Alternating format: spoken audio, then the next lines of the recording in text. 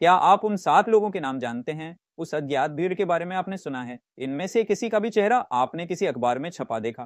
किसी चैनल में इनका नाम लेकर किसी एंकर को चिल्लाते सुना है? बहराइच में दंगा हुआ तो उसके 5 दिनों के बाद बीजेपी के विधायक ने पार्टी के 7 नेताओं के खिलाफ एफआईआर कराई, किसी को गिरफ्तार होते देखा सुना?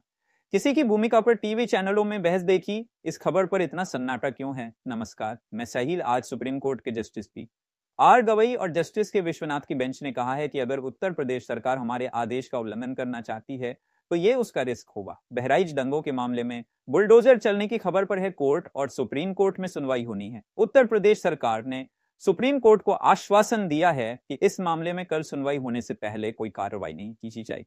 हम इस पर भी आगे बात करेंगे। पहले हमारा सवाल है, नहीं की जाएगी, हम इस पर भी आगे बात करेंगे। पहले हमारा सवाल है, बहराइच दंगों के 5 दिनों के बाद बीजेपी के विधायक ने अपनी पार्टी के नेताओं के खिलाफ एफआईआर करा दी है। इस एफआईआर में लिखा है कि 13 अक्टूबर को जब मृतक रामभूपाल मिश्रा के शव को बहराइच मेडिकल कॉलेज के बाहर गेट पर रखकर भीड़ प्रदर्शन कर रही थी, विधायक जी अपने अंगरक्षकों व अन्य सहयोगियों के साथ शव रखे लोगों के पास पहुंचे।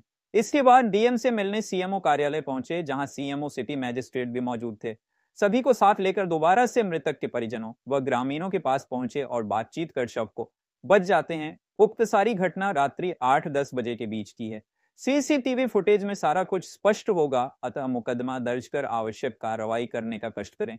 आज के दैनिक भास्कर में बीजेपी के विधायक सुरेश्वर सिंह का बयान छपा है कि उन्होंने किसी पर दंगा करने का बयान छपा है कि उन्होंने किसी पर दंगा करने का आरोप नहीं लगाया है। एफआईआर में भले उन्होंने दंगा शब्द का इस्तेमाल नहीं किया, लेकिन गाड़ी पर पत्थर चलाना, आधा चलाना, भीड़ की तरफ से गोली का चल जाना दंगा या उपद्रव ही होता है। एफआईआर में सुरेश्वर सिंह ने जिन 8 धाराओं के तहत मुकदमा दर्ज कराया है, 9-1-9-1-3-3-4-2 35 खरब 35 अरब 13 करोड़ 10,91,125 और 352, इन 8 धाराओं का संबंध उपद्रव, दंगा और हत्या के प्रयास से ही है। 22 अक्टूबर को सुरेश्वर सिंह ने एक प्रेस कॉन्फ्रेंस की और कहा कि उपद्रवियों ने उनकी गाड़ी पर बोरे डालकर जलाने की कोशिश, जरा सी चूक हो गई होती तो बड़ा हादसा हो सकता। पुलिस और खुफिया तंत्र का यह फेल्यूर है। बीजेपी के नगर अध्यक्ष समेत सभी 7 लोगों के खिलाफ जल्दी कार्रवाई होगी। विधायक सुरेश्वर सिंह के बेटे अखंड प्रताप सिंह की जान को खतरा हो सकता। उनके बेटे की तरफ गोली चलाने का आरोप अगर किसी दूसरे समुदाय के लोगों पर लग गया होता तो अभी तक उनके घर मकान सब गिरा दिए गए होते, लेकिन बीजेपी के विधायक के बेटे पर गोली चलाने का मामला जिन 7 लोगों के खिलाफ दर्ज किया गया है, उनके खिलाफ कार्रवाई क्यों नहीं होती है? तो हमने स्पष्ट रूप से लिखा है, मुकदमा लिखा देने से न कोई मुलजिम होता है और न कोई दोषी होता।